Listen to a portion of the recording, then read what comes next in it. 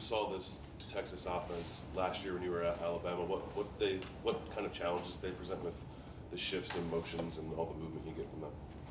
Their OC really does a great job of providing a lot of eye candy for the defense, and all the shifts and motions. You have to make sure you're on the same page in order to play a really sound and complete game, and they've done a great job this year, and it's let them get to this point. Cameron Teague Robinson, The Athletic. Hey, look, it seems like Jordan Hancock maybe doesn't get enough of the recognition that he deserves. How many ways does he impact this defense and even impact what you can do, whether getting the box or staying high as well? He's a tremendous player. He has a lot of versatility, and that's you can't really put a price on that just because you can ask him to do so many things.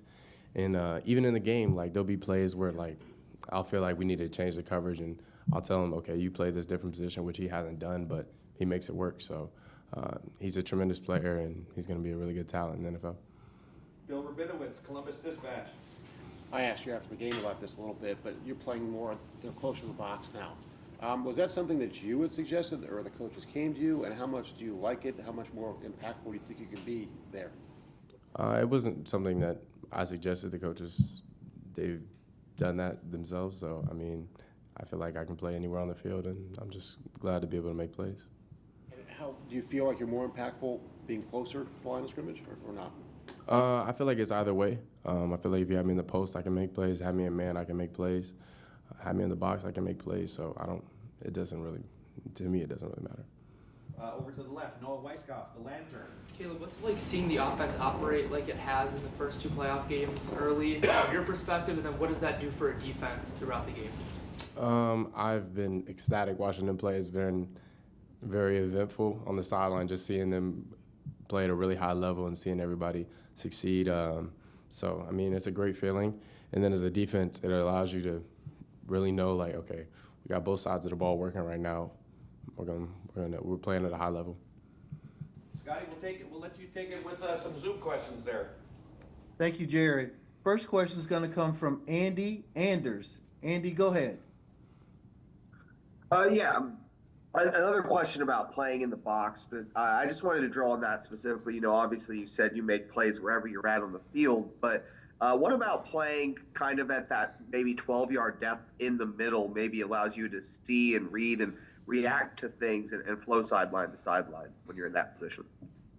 I mean, I feel like I'm comfortable at that position, and it allows me to be able to read the line and read the quarterback and able to get in the run game and play the pass. So I feel like that's a good spot for me, but I feel like I'm versatile enough to move around. This question is going to come from Danny Davis. Danny, go ahead. Hey, Caleb. Appreciate the time. Since you guys are both Thor Forward finalists, I'm wondering, do you have a relationship or know Jade at all? And what are your thoughts on his game? He's a tremendous player. He's played really well this year. Watching his film, he's made a lot of plays, and they do a really good job on their defense, but I don't know him personally. Thank you. Our next question is going to come from Donovan Bridgeforth. Donovan, go ahead.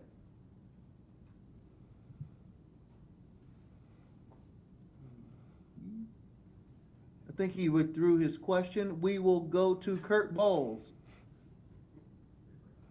Hey, Caleb. I was just going to ask you about the Michigan thing. Texas obviously went up there at Ann Arbor and beat them, and y'all had your issues with them. Do you put any stock in that, or was that Texas-Michigan game just so long ago it doesn't matter at all?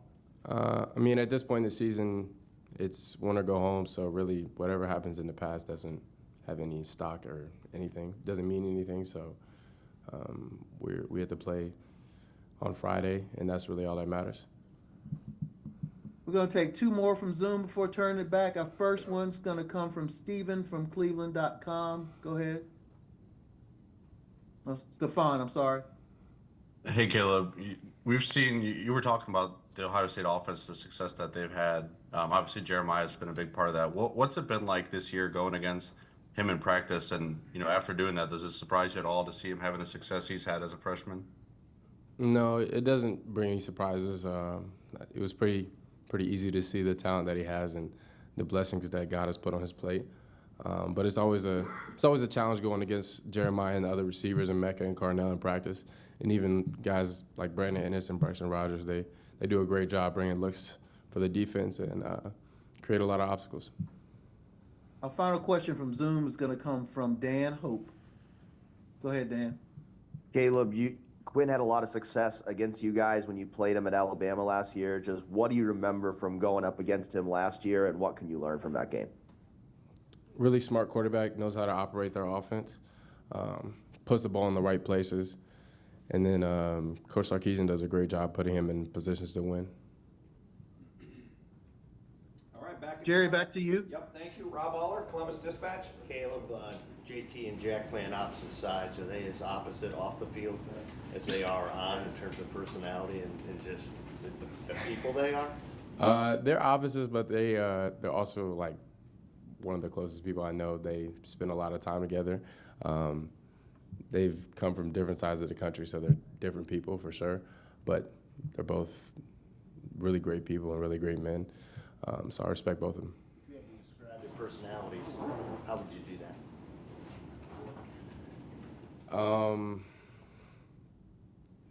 I'm not gonna do that. I'm sorry. I'm not gonna do that. We'll go to Austin Ward, the podcast. Throughout the season, we would always see you on like Wednesday nights. You and Lathan would be some of the last people off the field.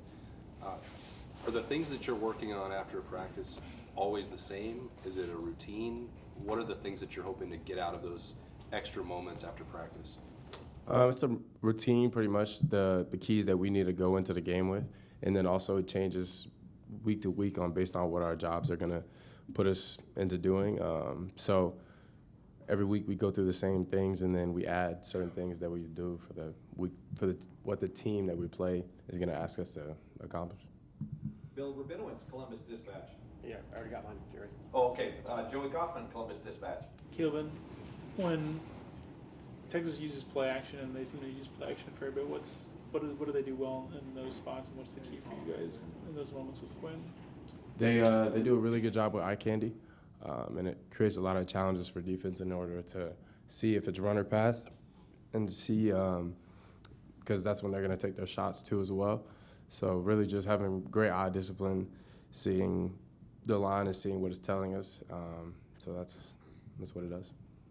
Deep right, Mick Walker, Letterman Row. Caleb, you guys had a pretty good game plan for Tyler Warren when you guys played him. You guys have another, Texas has a good tight end and Gunnar Helm. What do you guys kind of have to do to limit him, and what do you think about his game? He's a really good player. He makes a lot of plays, and has a lot of receiving yards this year. So really just do the same thing we've done all year, just be disciplined in our responsibilities, and if you're on them, you got to make the play when it comes. Right in front of him, Andrew Gillis, Cleveland.com. When you look at their receivers as kind of a whole, they spread the ball around, it seems like a lot. What stands out about, the way that they can spread the ball around those different guys? A lot of really good athletes. I played with Isaiah Bond last year. He was a really great receiver, a lot of speed, and then all the receivers have made a lot of plays. So, I mean, everybody has to be on their P's and Q's if we're going to stop them and do a really good job. Front row here, Tim May, Letterman Row. Yeah, Caleb, you moved up here, and I don't have to tell you when you moved, but basically a year ago and stuff. It was a little bit of a leap of faith because you know how many athletes are on this team, good athletes and stuff. But when did you really feel this defense come into its own? And then past that, man, watching you in the Rose Bowl, your recognition of what was coming seemed to be on point. Did it feel like that? I mean, you personally. I think the defense has played really well throughout the season. I think we've had games where we played better and games where we haven't put it all together, but I think that's how all defenses are. So I can't say there's a certain moment where I think we put it together. But what was your second part of your question again? In other words, you seemed really on point against Oregon about recognizing what was coming. I mean, you were really active out there directing and things like that. Did it feel like that, I guess?